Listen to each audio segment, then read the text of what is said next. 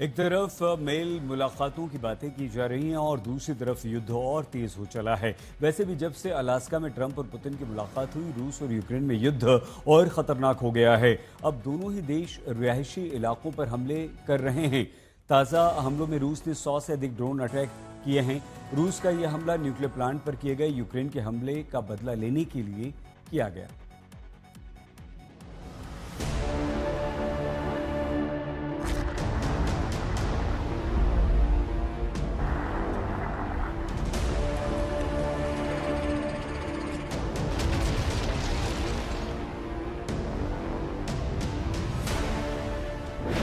रूस ने यूक्रेन पर की हमलों की बौछार।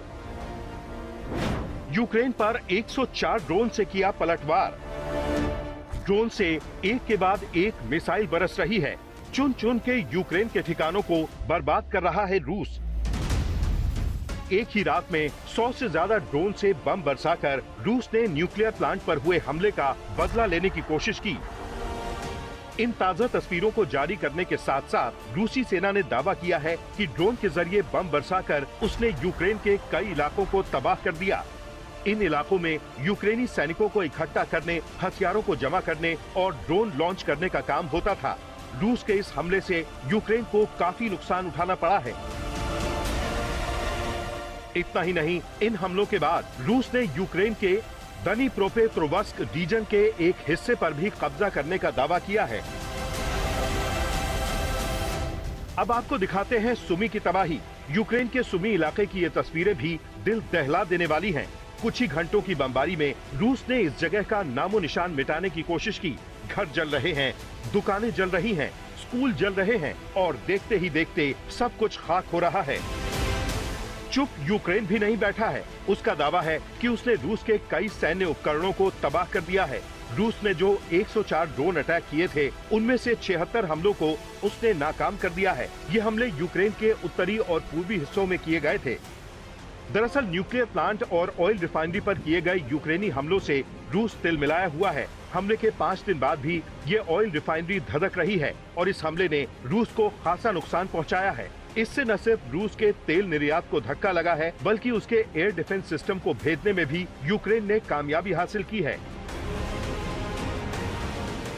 यूक्रेन का हौसला बढ़ाने के लिए कनाडा ने एक बार फिर दिल और जेब दोनों खोली हैं। अपने लोगों के विरोध के बावजूद प्रधानमंत्री मार्क कार्नी ने यूक्रेन को इस जंग में सैन्य मदद देने का ऐलान किया है।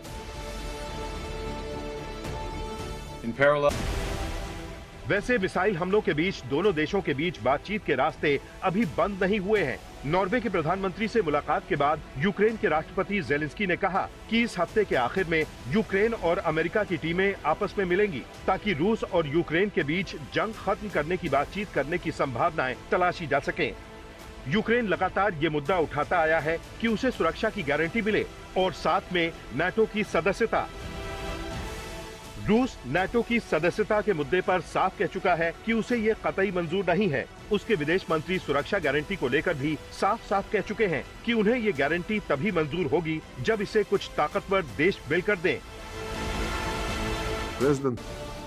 इस बीच अमेरिका ने यूक्रेन को साफ चेतावनी दी कि वो लॉन्ग रेंज वाली अमेरिकी मिसाइलों से रूस पर हमला न करे। इसके जवाब में जेलेंस्की ने दो टूक कह दिया कि हम अपने ही हथियारों से हमला करेंगे और अमेरिका की सलाह की हमें कोई जरूरत नहीं है। यानी यूक्रेन का संदेश सख्त है और शीशे की तरह साफ है कि फिलहाल हम डरने और झुकने वाले नहीं हैं। आज तक ब्यूरो।